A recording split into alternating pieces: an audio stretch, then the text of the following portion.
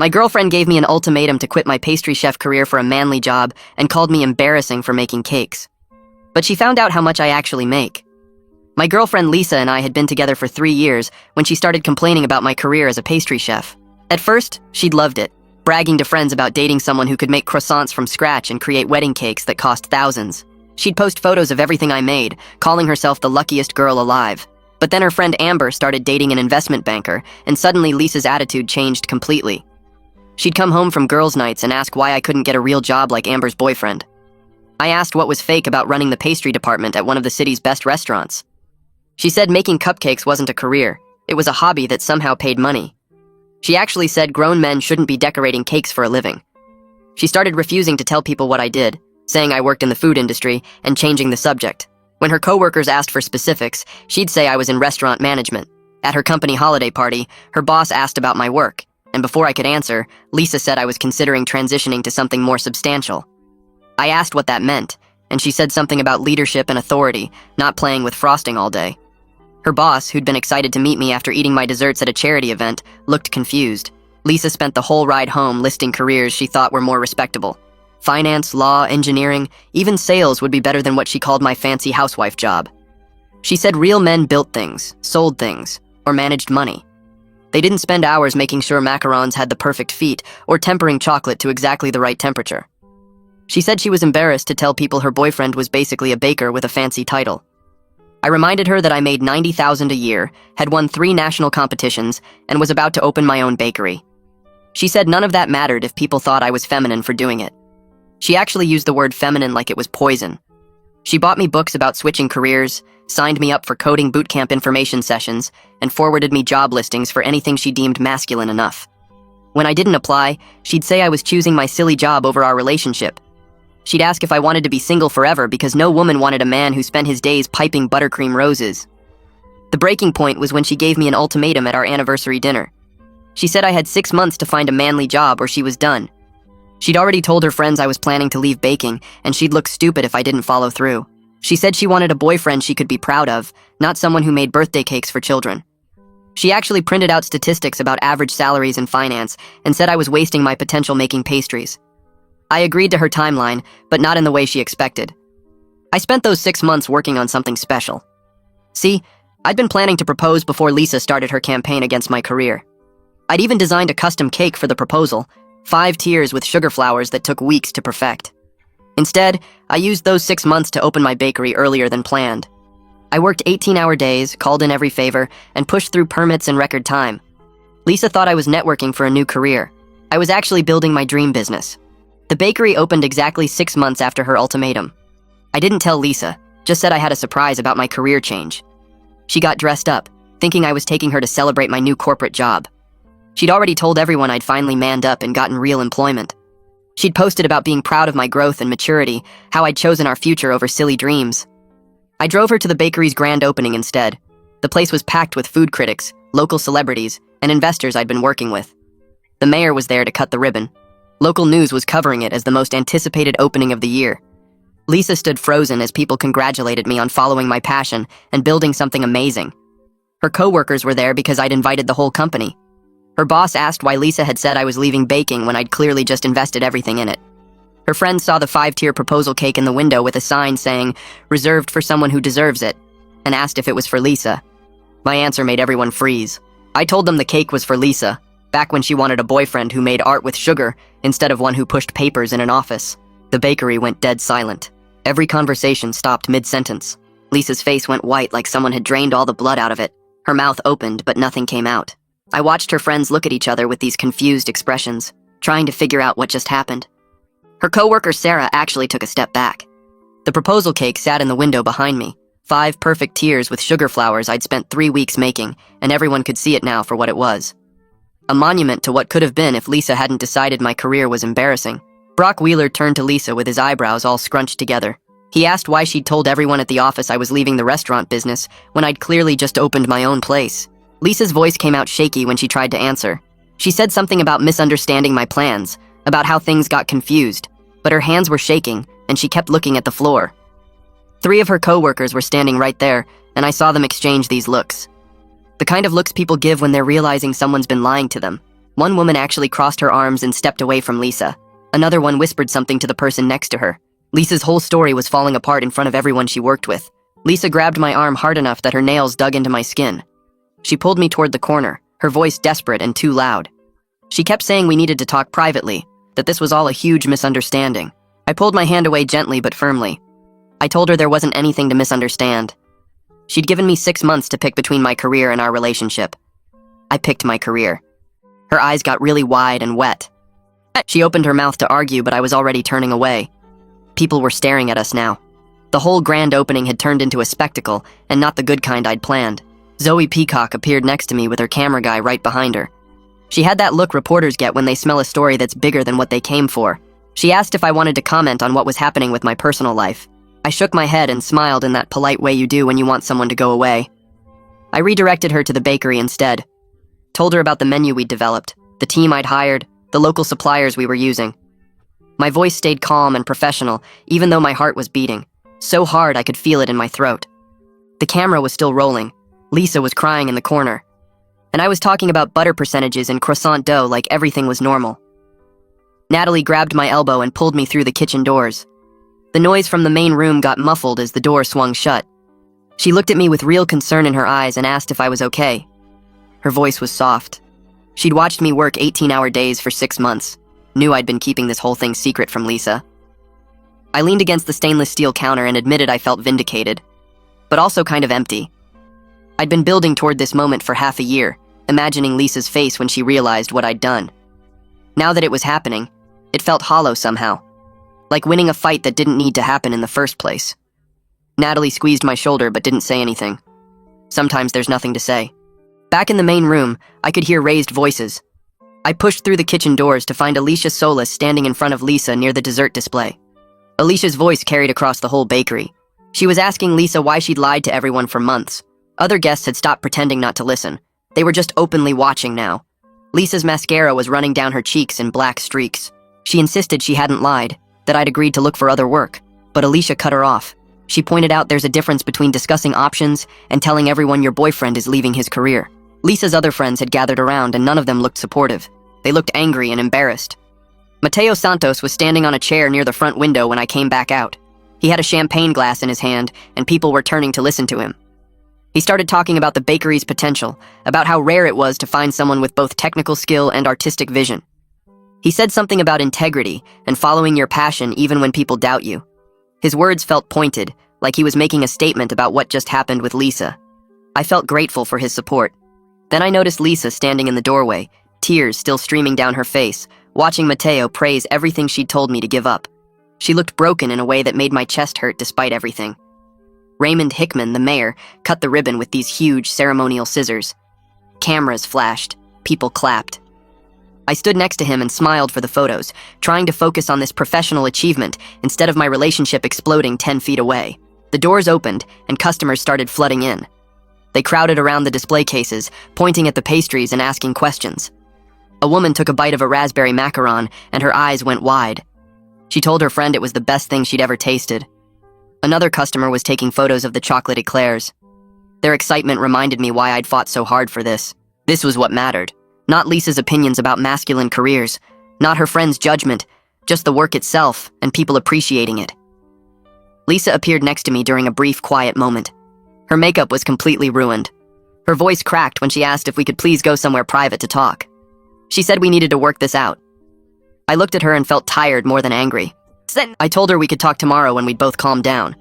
But tonight was about the bakery, about the team who'd helped build this place. It wasn't about us or what we'd lost. She started to argue, but I was already walking away. I had customers to greet, critics to talk to, a business to run. Our relationship was over, and I needed to focus on what came next. Haley Tran found me near the kitchen entrance. She's the most important food critic in the city, and her reviews can make or break a restaurant. She told me the pastries were exceptional. Said she was impressed by the technical skill and artistic vision on display. Her professional validation hit me harder than I expected. My personal life was falling apart, but the work was good. Really good. I thanked her and tried to keep my voice steady. She smiled and said she'd be writing a feature about the opening. Then she walked away to sample more desserts, and I stood there feeling like maybe I'd made the right choice after all. Lisa pushed through the crowd toward the exit with Alicia following close behind. her hand pressed against her mouth like she was trying to hold back more than just sobs. I watched them disappear into the street and felt something twist inside my chest that wasn't quite the victory I'd been imagining for 6 months. 3 years of memories didn't just vanish because the last 6 months were terrible.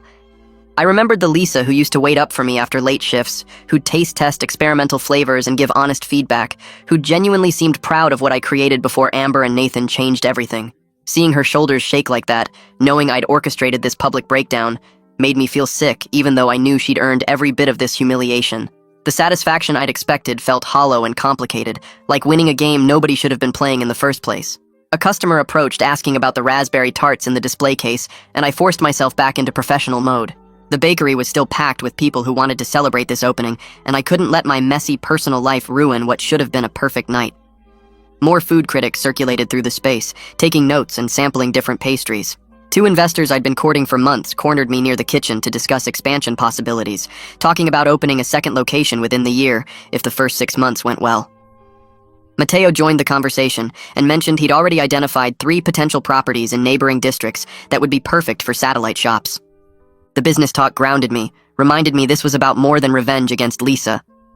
Natalie appeared at my elbow with a tray of fresh cream puffs, her movements efficient and confident as she navigated the crowd. She'd been working 18-hour days alongside me for the past 3 months, perfecting recipes and training the rest of the kitchen staff. Watching her handle the dinner rush without breaking a sweat made me realize how much this success belonged to the whole team, not just my wounded pride and need to prove Lisa wrong. These people believed in the vision when it was just sketches and business plans. They'd earned this triumph as much as I had. The evening stretched on with more customers flowing through the doors, more compliments on the pastries, more professional connections being made. A woman from the Culinary Institute asked if I'd consider teaching a masterclass on sugar work next semester. A magazine editor wanted to feature the bakery in their summer issue. 2 separate wedding planners requested consultations for custom cakes. The professional validation felt real and earned in a way that had nothing to do with Lisa or her opinions about masculine careers.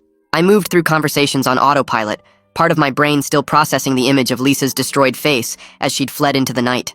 The other part was fully present, grateful for every person who'd shown up to support this dream I'd fought so hard to build.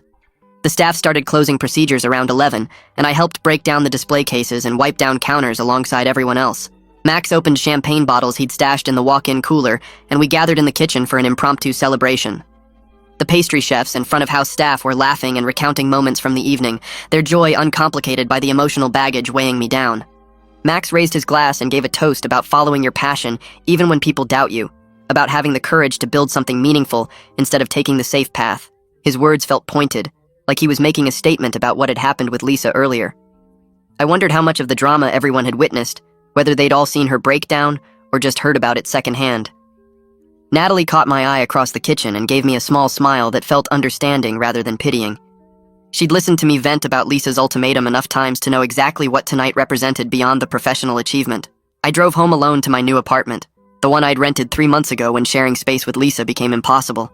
She'd been so convinced I was job hunting that she never questioned why I was suddenly working late every night, or why I needed my own place to focus on career transition planning.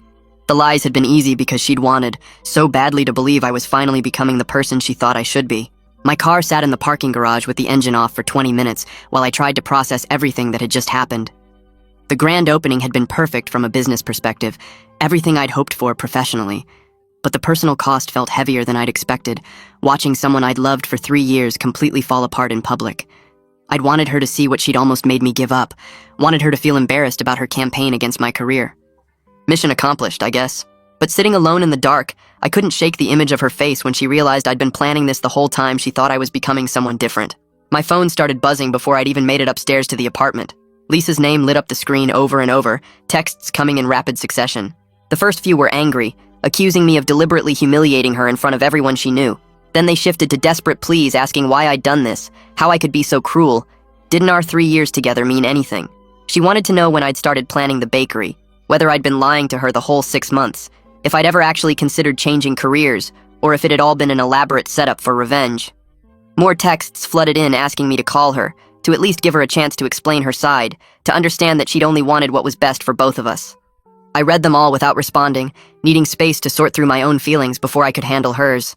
Around 2 in the morning, I finally silenced my phone after the 17th text and managed to fall asleep on the couch still wearing my dress shirt from the opening.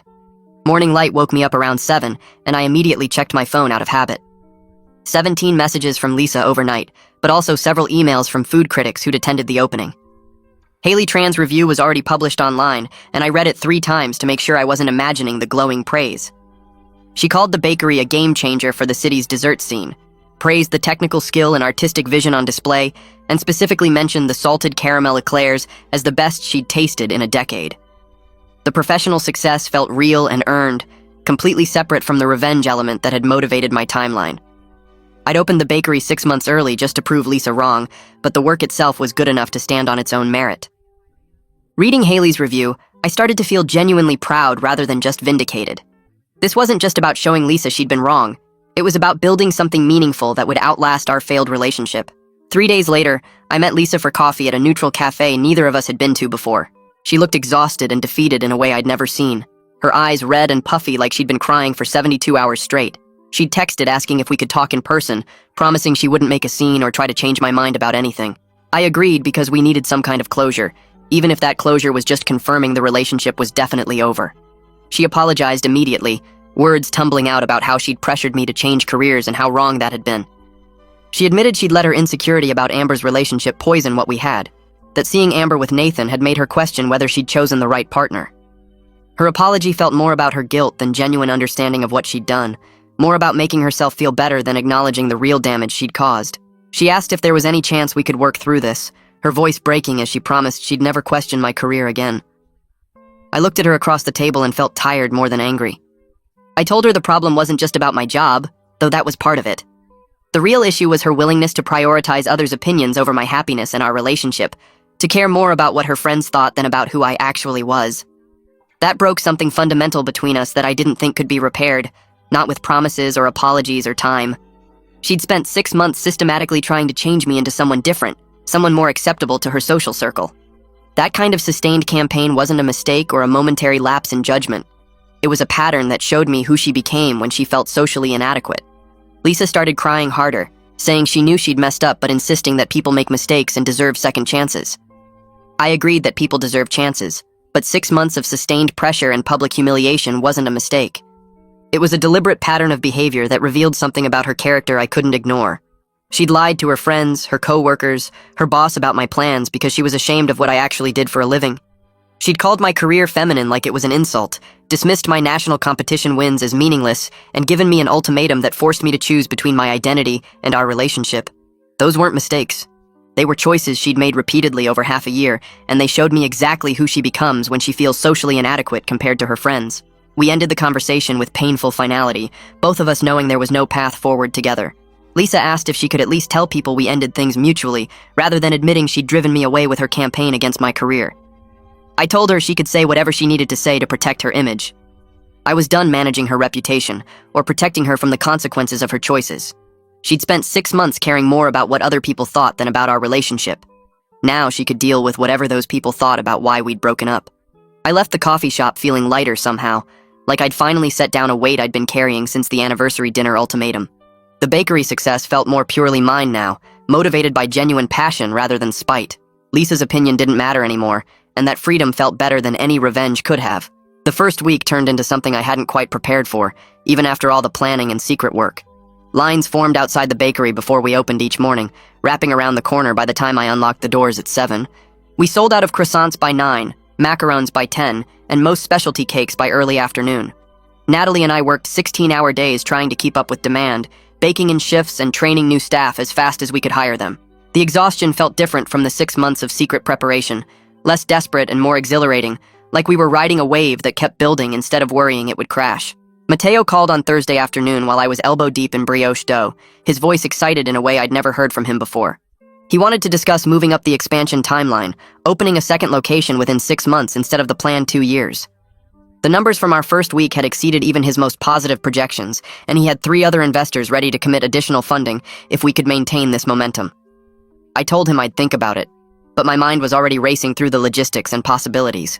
Hanging up, I realized the bakery had become its own story, something separate from the revenge that had motivated its rushed opening.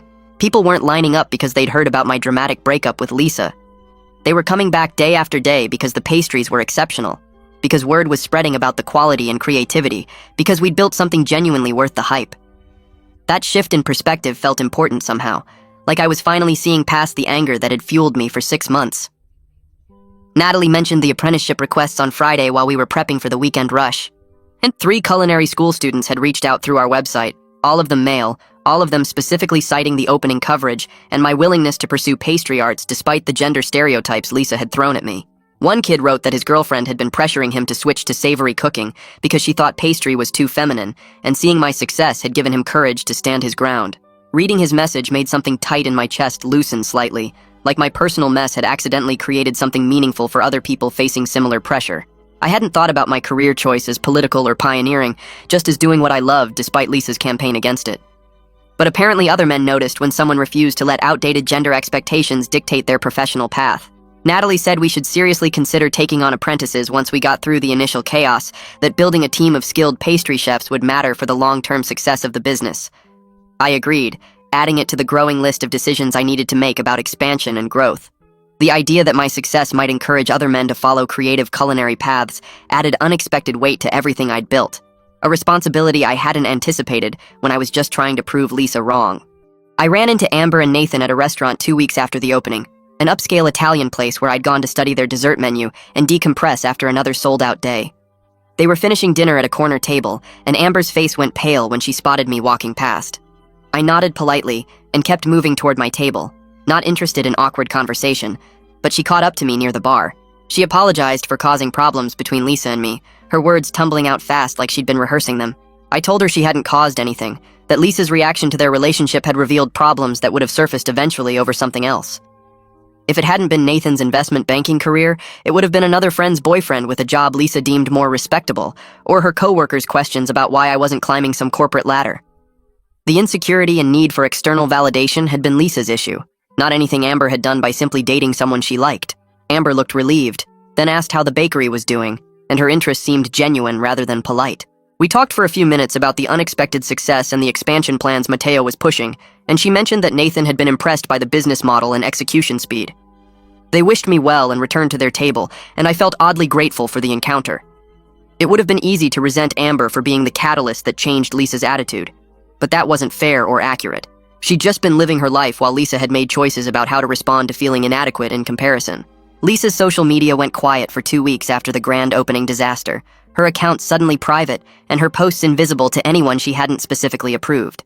Then she posted a vague message about learning hard lessons about authenticity and supporting partners, the kind of carefully worded statement that sounded thoughtful without admitting any specific wrongdoing. Several friends commented with support and encouragement, clearly unaware of the full story behind the cryptic message. I saw the post because Natalie showed it to me, her phone screen displaying Lisa's words while we were taking a rare break between the lunch and dinner rushes.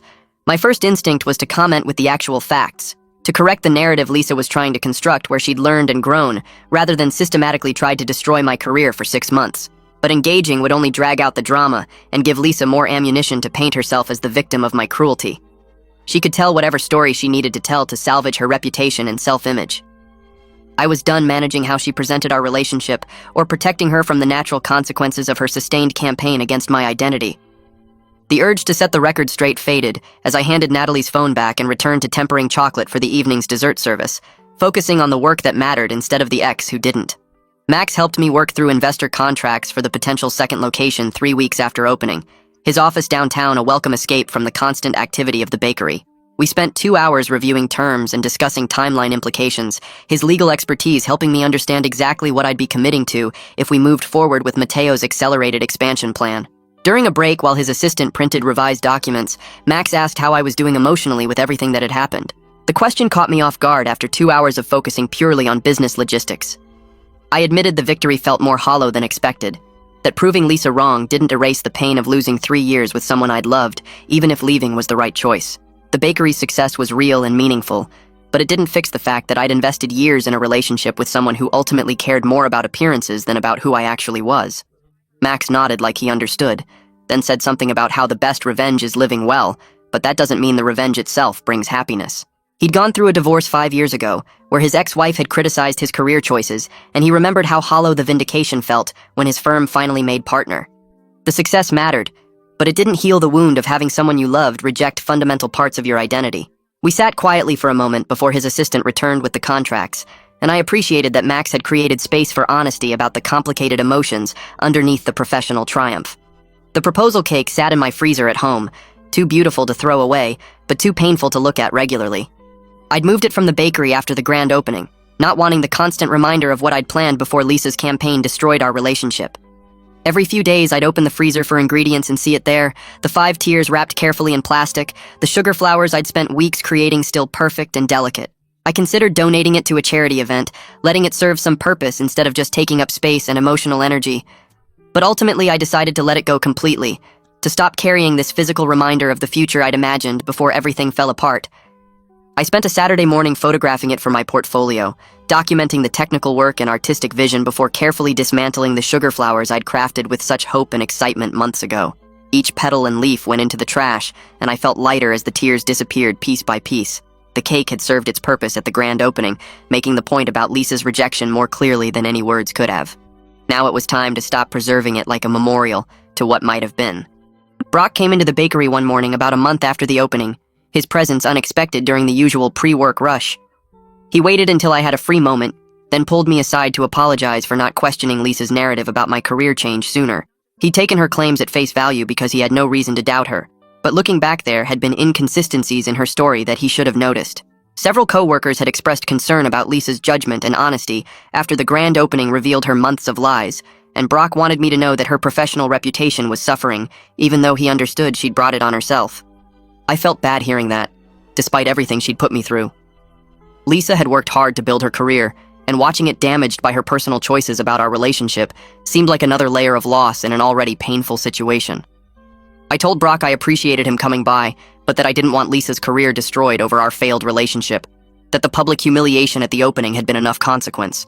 He nodded and said he wasn't trying to pile on, just wanted me to understand that people had noticed her dishonesty and were reassessing their trust in her judgment. We left it there, and he bought a dozen croissants before heading to his office.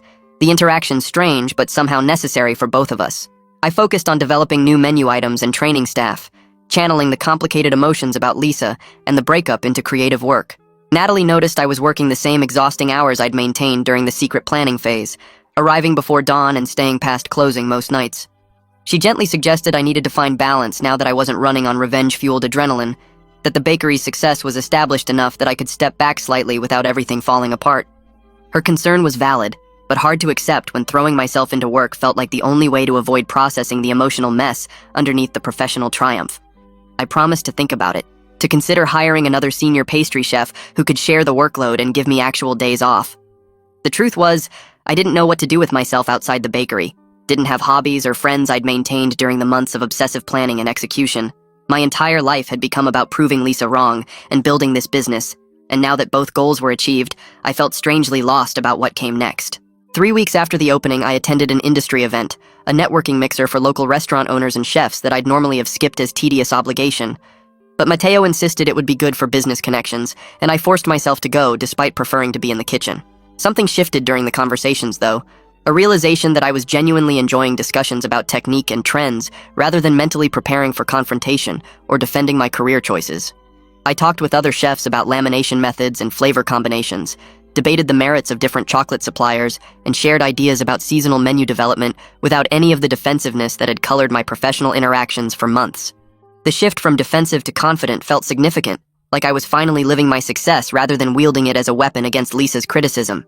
One chef mentioned he'd been following the bakery's opening coverage and asked what inspired the timing, and I gave him the honest answer about personal circumstances creating urgency without going into the full drama. He nodded knowingly and said sometimes the best things come from difficult situations, pushing us to take risks we'd otherwise avoid. Walking to my car after the event, I felt more like myself than I had since before Lisa's attitude changed, more connected to the passion that had drawn me to pastry arts in the first place rather than just the anger that had fueled the bakery's creation. Lisa reached out one more time 4 weeks after the opening, a text message asking if we could have a closure dinner to properly end things. I stared at my phone for several minutes, debating whether more conversation would help or just reopen wounds that were starting to heal. Curiosity won out, a need to know if enough time had passed for real honesty without the immediate rawness of the grand opening confrontation. I agreed, and we met at a neutral restaurant neither of us had painful memories attached to, a quiet bistro across town that served decent food without being anywhere we'd celebrated anniversaries or fought about my career. Lisa looked different somehow, tired but more settled than the devastated person who'd left the bakery opening in tears. We ordered food neither of us really wanted, and started the difficult work of trying to end 3 years together with something resembling grace and mutual understanding. Lisa picked at her salad while I moved food around my plate, neither of us actually eating much of anything. The restaurant felt too quiet despite other diners' conversations around us, like we existed in our own bubble of uncomfortable silence. She finally looked up, and her eyes were red from crying earlier, and she started talking about how everything got twisted after Amber started dating Nathan. She admitted she felt small and unimportant when Amber would talk about fancy dinners and business trips and expensive gifts, and she started measuring our relationship against theirs without even realizing it. She said watching Amber's life made her question everything about her own choices, including me, and she knew that was wrong but couldn't stop comparing. I told her I understood feeling inadequate sometimes, but pointed out that her solution was trying to change who I fundamentally was instead of dealing with her own feelings. She nodded and said she knew that now, that therapy was already helping her see how she projected her insecurities onto my career instead of addressing them directly. I admitted that my secret planning wasn't just about protecting my dream, but also about hurting her back for all the months she hurt me, and that wasn't entirely fair either. The revenge element felt good in the moment, but left me feeling hollow afterward, like I'd won a battle but lost something important in the process. We sat there acknowledging how we both messed up in different ways, how the relationship failed because of choices we both made, rather than one person being completely at fault. The conversation shifted to better times, and Lisa smiled slightly while mentioning our second date when I made her chocolate croissants at 3 in the morning because she mentioned craving them.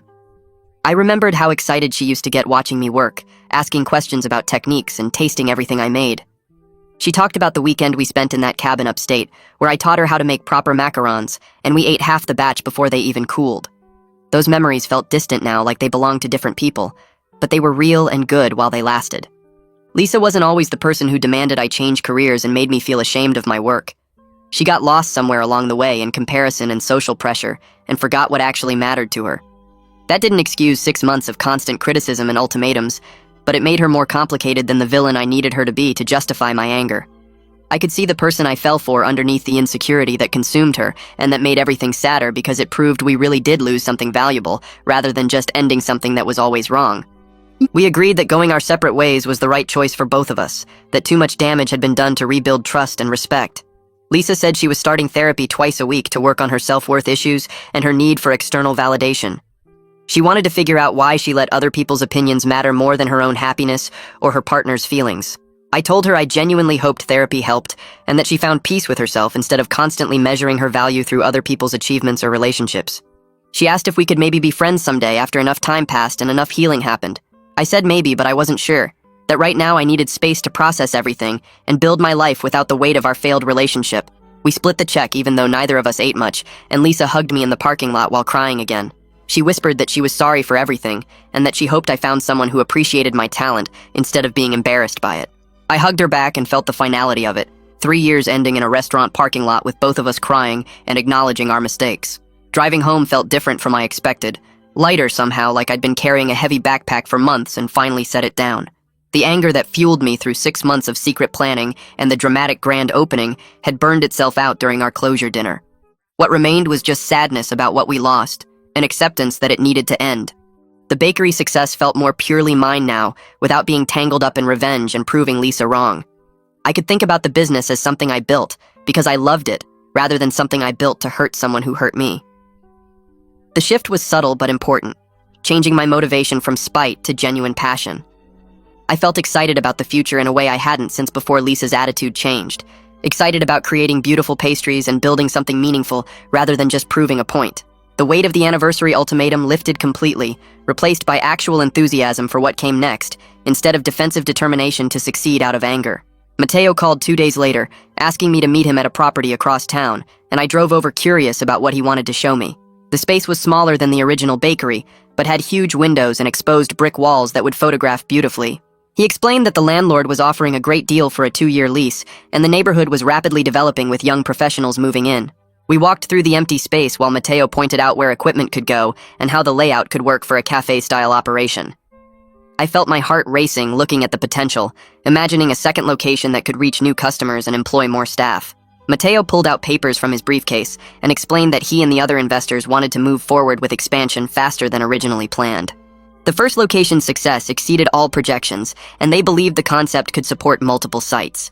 I stared at the contracts, feeling thrilled and terrified in equal measure, realizing this was real growth that would change everything about how I operated.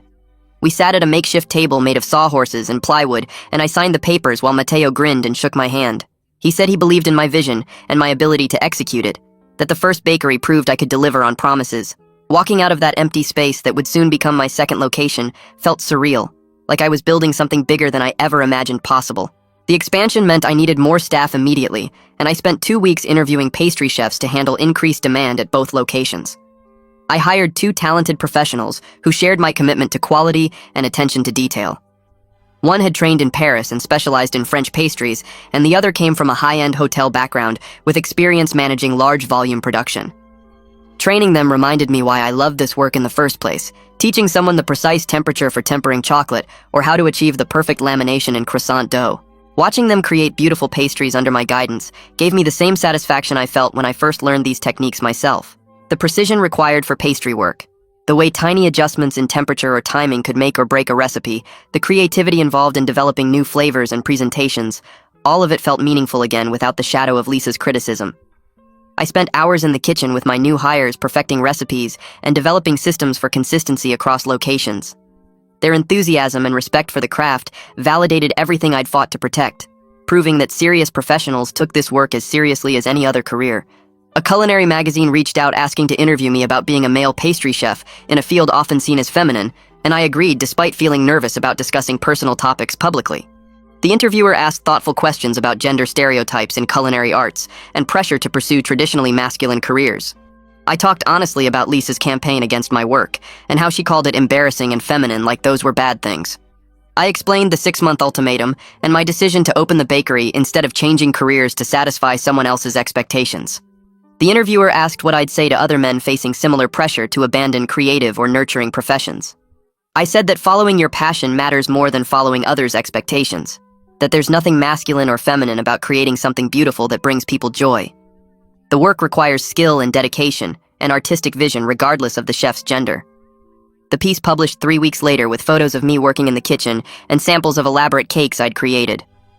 The response was overwhelming, with dozens of messages from men in similar situations thanking me for speaking up.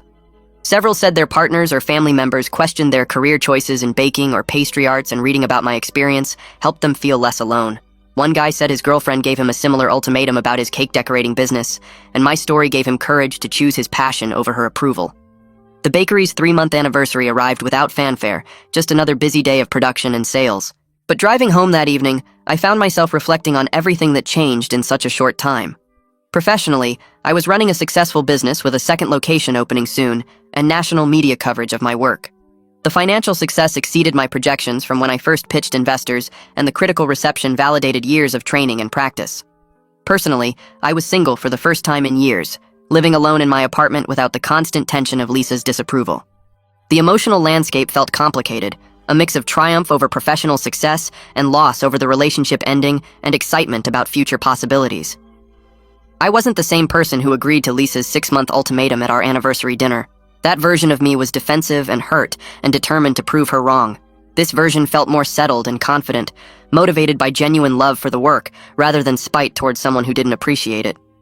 I started dating casually after a friend convinced me to try one of those apps. Nothing serious, but just meeting new people without expectations. The first few dates felt awkward after 3 years with Lisa, like I'd forgotten how to talk to someone new. But it got easier, and I found myself enjoying the process of getting to know different people without the weight of a failing relationship hanging over everything. One woman I met for coffee was a graphic designer who asked detailed questions about my work and seemed genuinely interested in the creative process. Another worked in finance but didn't make weird comments about my career being feminine or inappropriate for men. It felt good to be appreciated for who I actually was, rather than constantly defending my choices or justifying my profession. I learned what I actually wanted in a partner, now that I wasn't fighting to maintain my identity against someone trying to change it. I wanted someone who celebrated my success rather than feeling threatened by it, who understood that passion for your work was attractive, not embarrassing, who measured relationship value by mutual support rather than social perception.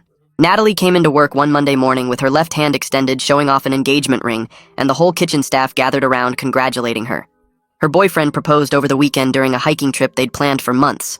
I hugged her and felt genuinely happy watching her excitement, and she showed me photos from the proposal that her boyfriend had arranged for a friend to capture.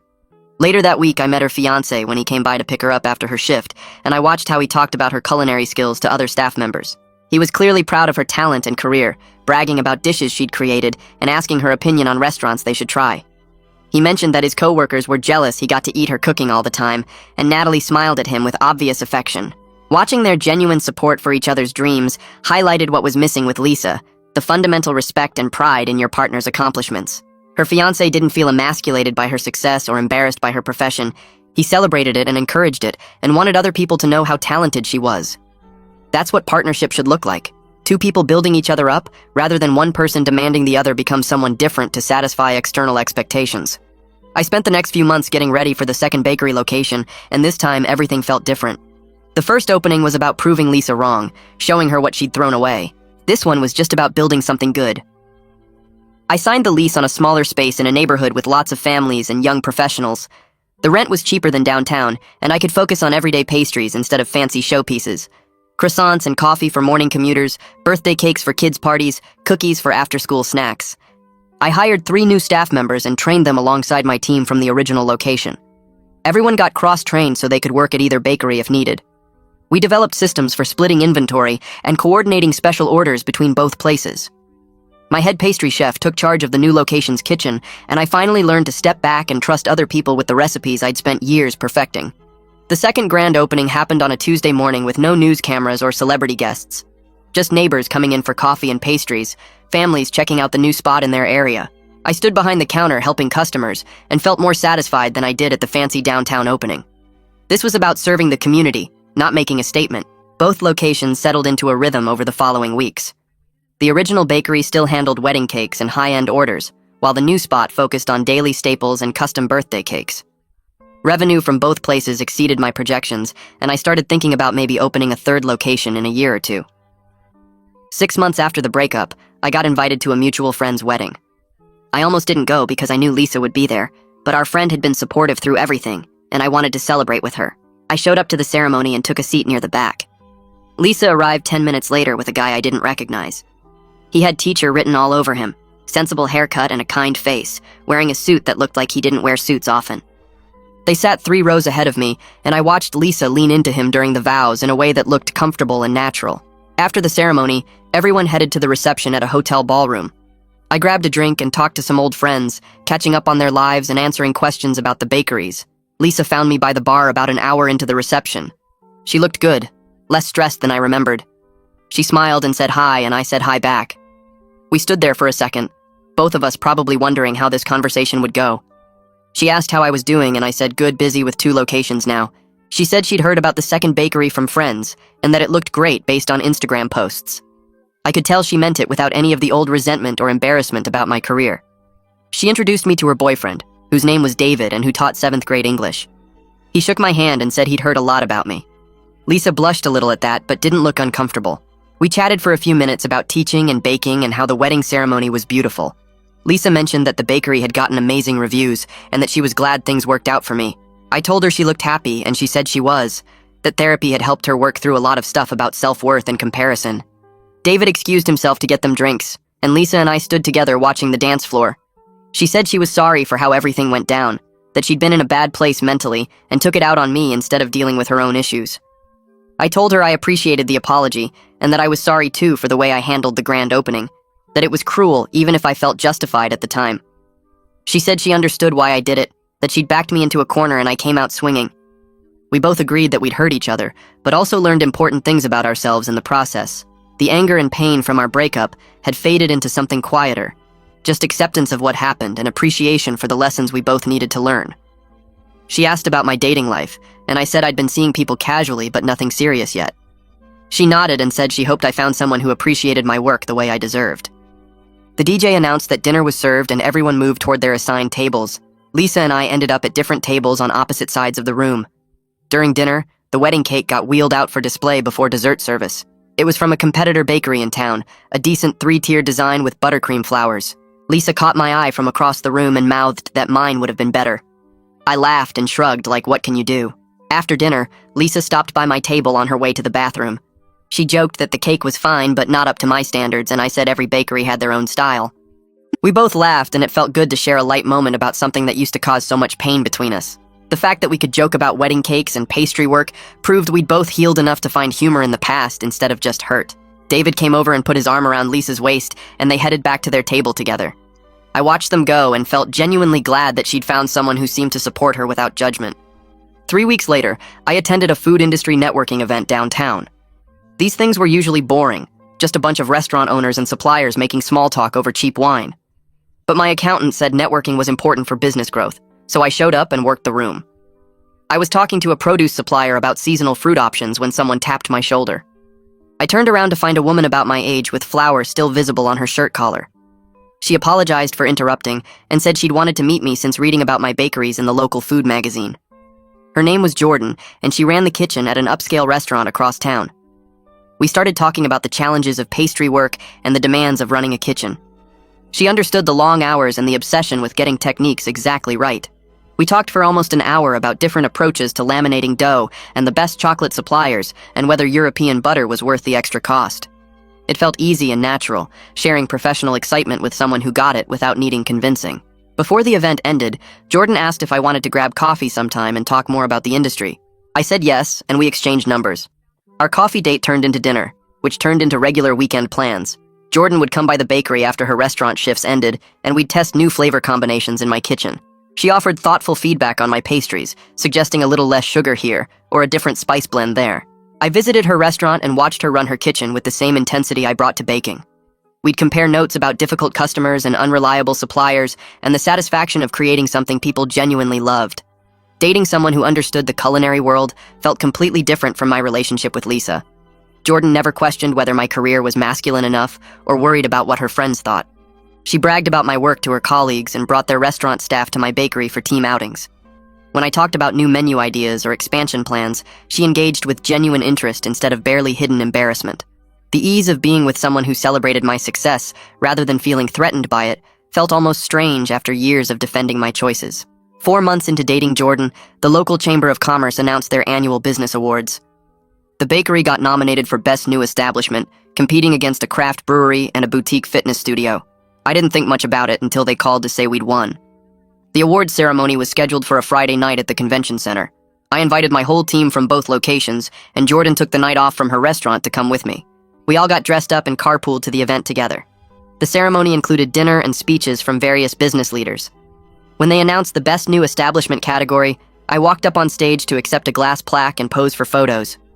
Standing there looking out at my staff and Jordan and all the local business owners who'd supported me, I felt genuinely grateful for how everything had unfolded.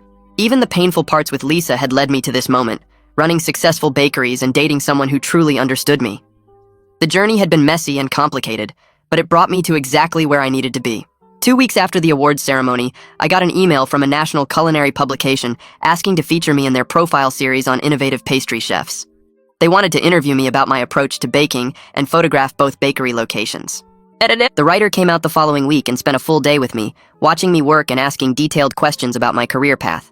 I told her about Lisa's ultimatum and my decision to choose passion over others' expectations. The writer seemed fascinated by that part of the story and asked if she could include it in the article. I agreed, figuring my experience might help other people dealing with similar pressure to abandon careers they loved. The article came out 6 weeks later with professional photos of my pastries and both bakery locations. The headline read something about following your passion despite stereotypes. They quoted me talking about the importance of doing work you love, regardless of what society says about gender and careers. The piece got shared widely on social media, and I started getting messages from other male pastry chefs thanking me for speaking up. Several culinary schools reached out about guest chef opportunities, and a few restaurants asked about consulting work to improve their dessert programs. The morning after the article published, my phone buzzed with a text from Lisa. She congratulated me on the national feature and said the article was really well done. We exchanged a few messages about how we were both doing. She said her therapy was going well and that she'd gotten a promotion at work. I told her about Jordan and the consulting opportunities coming from the article. Lisa said she was genuinely happy for me and glad we'd both found success and happiness in our separate lives. The conversation felt friendly and warm, completely different from the angry texts she'd sent right after the breakup. We'd both moved forward and healed enough to wish each other well without resentment. The bakery's first anniversary approached faster than I expected. I decided to host a celebration at the original location to thank everyone who'd supported the business. We planned an evening event with free samples of our best pastries and champagne for the adults. I invited regular customers, suppliers, investors, and staff from both locations. Jordan helped me coordinate the details and design a special anniversary cake. The night of the celebration, both bakery locations closed early so the whole team could attend. The original space filled with people eating pastries and sharing stories about their favorite items from our menu. I gave a short toast thanking everyone for making the bakery successful and for believing in what we were building together. The event felt joyful and uncomplicated, focused on gratitude rather than drama. Looking around at the crowd of supporters and the business I'd built, I felt genuinely content with how my life had turned out. The anniversary celebration wrapped up around midnight, and as the last guests filtered out, I stood at the center of my bakery surrounded by empty champagne bottles and half-eaten pastries. Jordan helped me stack chairs while Natalie wiped down tables, and I felt this overwhelming need to say something meaningful. I clinked a fork against a glass and waited for everyone still there to turn around. I talked about how a year ago I'd opened this place partly out of anger and partly out of desperation to prove someone wrong. But somewhere along the way, it became about something bigger. I said that following what you love isn't always easy, especially when people you care about tell you it's wrong or embarrassing or not good enough. I mentioned how important it is to surround yourself with people who celebrate your passions instead of trying to shrink them down to something more acceptable. The small group left in the bakery started clapping, and the sound felt different from the polite applause at fancy events or awards ceremonies. This felt real and earned, like these people actually understood what I was trying to say. Jordan caught my eye from across the room and smiled in this way that made my chest feel tight. And I realized how completely different this moment felt compared to the grand opening 12 months ago when everything was wrapped up in revenge and hurt feelings. Jordan and I walked back to my apartment that night, and somewhere between the bakery and my building, the conversation shifted to something I'd been thinking about for weeks. Jordan brought up the lease ending in 3 months and asked what my plans were, and I took a breath and said, maybe we should think about finding a place together. The words came out easier than I expected, and Jordan's whole face lit up in the glow of the streetlights. We spent the walk home talking about what we'd need in an apartment, how to split expenses fairly when we both had unpredictable income from the restaurant work, and what our schedules would look like living together. Jordan worried about us getting in each other's way since we both kept weird hours and needed kitchen space to experiment with recipes at home. I pointed out that we could set up separate workstations and maybe even use the creative overlap to push each other's cooking forward. The conversation felt exciting and practical at the same time, full of actual problem-solving instead of ultimatums or demands that one person changed to fit the other's vision. I thought about how different this was from planning a future with Lisa, where every discussion about our life together came with conditions and requirements about who I needed to become. With Jordan, the planning centered on how to support what we both already were. Mateo called me 2 days after the anniversary party and asked if I could meet him for lunch. We sat in a cafe near the second bakery location, and he pulled out a folder full of market research and financial projections. He said he'd been looking at a neighboring city about 40 minutes away, a place with a growing population and basically no high-end bakery options. The numbers looked solid, and he thought we could open a third location there within 6 months if I was interested in expanding that fast. I stared at the papers spread across our table and realized the business had grown way beyond what I'd originally planned. When I'd opened the first bakery, I was thinking about proving Lisa wrong and showing her what she'd lost by demanding I give up pastry work. But now I was looking at actual expansion plans, employee hiring strategies, and long-term growth projections. Mateo talked about building a regional brand, maybe eventually franchising the concept or opening locations in other states. I was creating something with real staying power, opportunities for other chefs to build careers, and bringing something valuable to thousands of customers who just wanted excellent pastries made with care and skill. The revenge motivation that had fueled everything a year ago felt distant now, replaced by genuine excitement about what we were building and where it could go. The culinary school reached out 3 weeks later, asking if I'd teach a masterclass on advanced pastry techniques. I spent a Saturday afternoon with 20 students showing them how to work with temperamental ingredients like chocolate and how to construct cakes that wouldn't collapse under their own weight. The students asked smart questions about ingredient ratios and baking temperatures, and I felt useful in a way that went beyond just making pretty desserts. After the class ended, 3 male students hung back and waited until everyone else had left. One of them thanked me for proving that men could succeed in pastry, despite all the stereotypes about it being feminine work. Another mentioned that his girlfriend had been questioning his career choice, suggesting he should do something more traditionally masculine instead of baking. The third student just nodded along, and I could see he was dealing with similar pressure, even if he didn't want to say it out loud.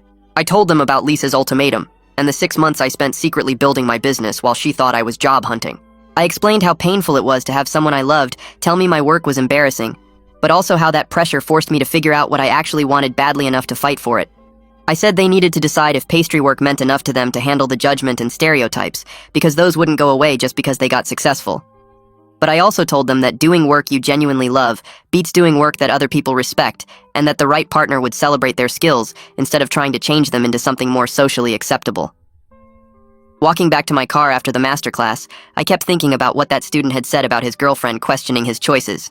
Lisa's pressure had been awful to live through, all those months of her calling my career embarrassing and insisting I needed to find more masculine work.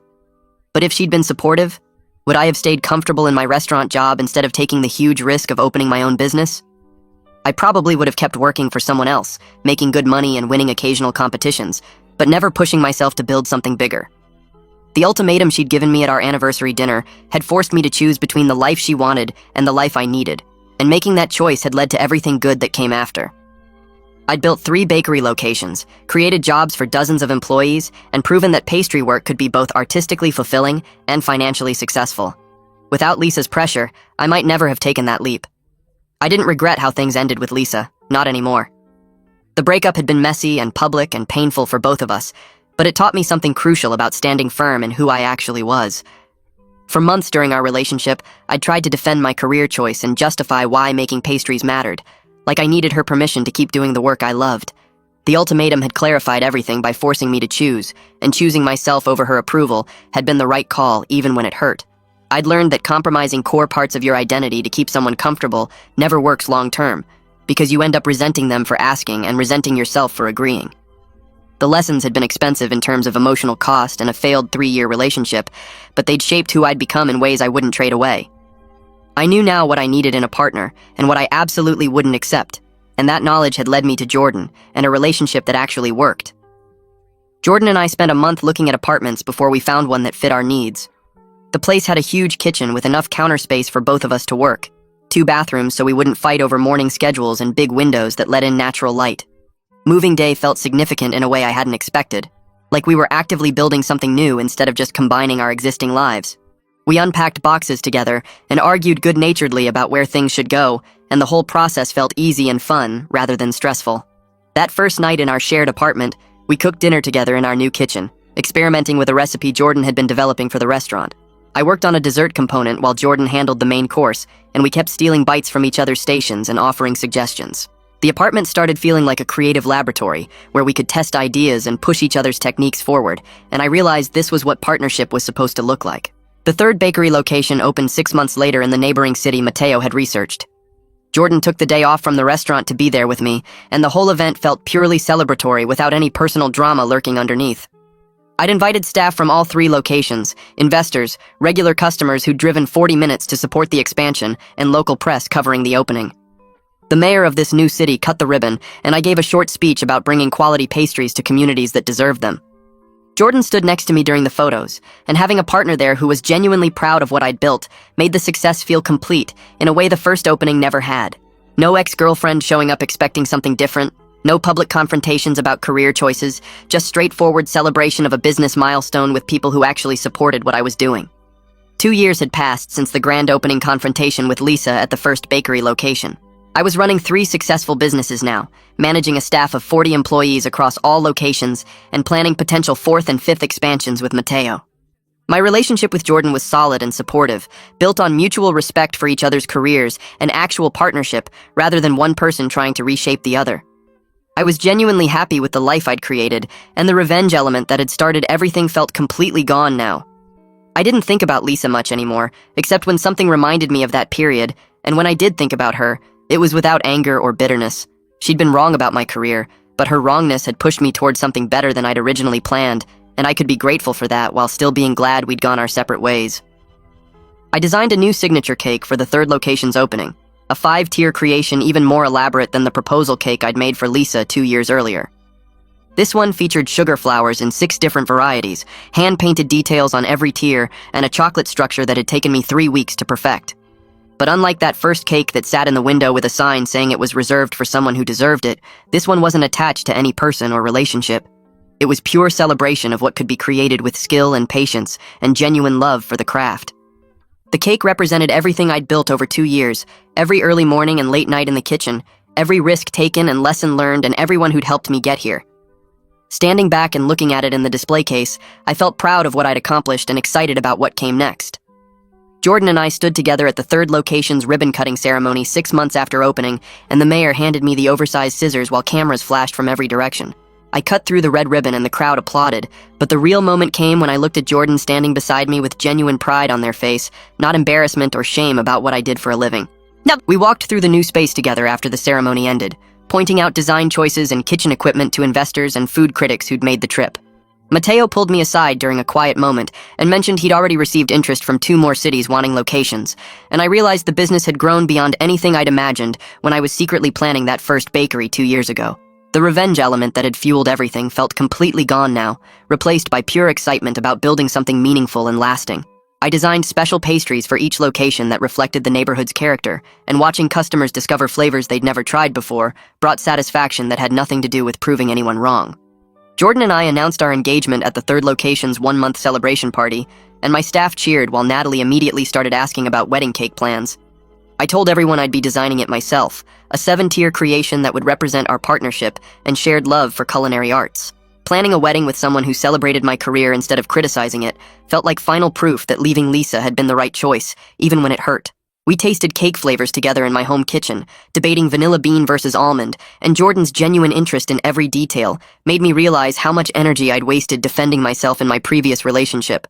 The wedding planning process became another creative project we could share, and I sketched cake designs while Jordan planned the menu for our reception dinner. Our wedding day arrived on a perfect spring afternoon with clear skies and warm sun. I stood in the bakery's kitchen that morning putting final touches on our 7-tier cake, each layer representing something important about our relationship and journey together. The bottom tier featured sugar flowers I'd spent weeks perfecting, and the top tier had delicate chocolate work that showed how far my skills had grown since that proposal cake I'd made for Lisa. I transported the cake to the venue myself, refusing to trust anyone else with something so personal and important.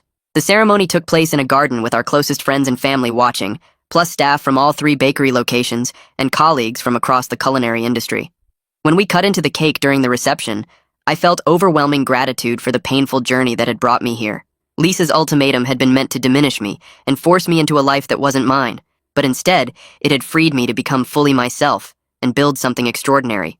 I looked around at the people celebrating with us, all of them genuinely happy about my success and supportive of my choices, and realized the best revenge hadn't been the dramatic confrontation at the grand opening. The best revenge was simply building an authentic life, doing exactly what I loved with someone who loved me for it, surrounded by people who appreciated the work and passion that went into every creation I made.